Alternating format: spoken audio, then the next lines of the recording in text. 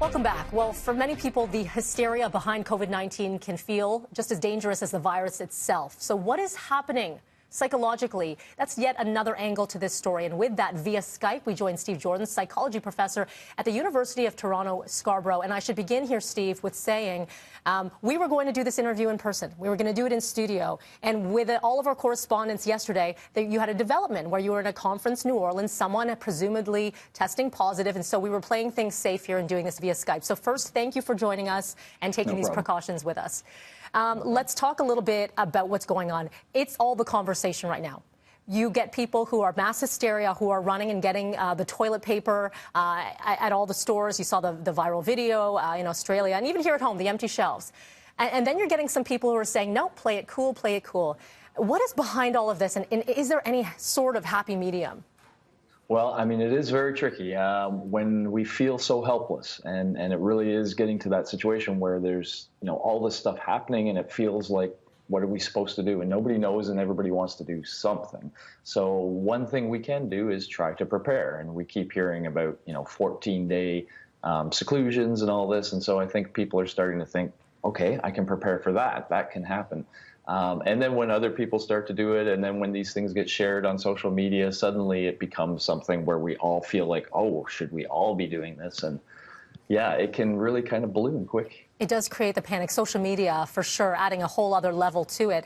And just, for us, we are covering it wall to wall here in news to get people the information. But for a lot of people, especially those who struggle with anxiety, this is not a great time to, one, be watching the news and to really be going about on their daily routines. And so what is this doing for those who are especially sensitive? Yeah, well, I mean, and the whole ambiguity of everything, like even my sort of contact, was that enough of a contact to be in the same hotel? And then we hear some people saying it's all cool, don't worry. But then you hear these other things that suggest, like the WHO announcement that we should be doing more and countries aren't doing enough. It sounds like they're worried. And so, yeah, it's very difficult. Now, the one antidote we have is our social connections. That's how we help deal with stress and anxiety. So, I mean, this is a really good time for people to be pulling together, for families to be pulling together, and to be kind of using those bonds to try to help us all to deal with the stress that we're all feeling at this point. I'm caught in a lot of conversations right now with varying degrees, as we were saying, varying degrees of concern. And I don't think, what is the right way or the wrong way to go about these conversations right now? Because everyone has a different opinion.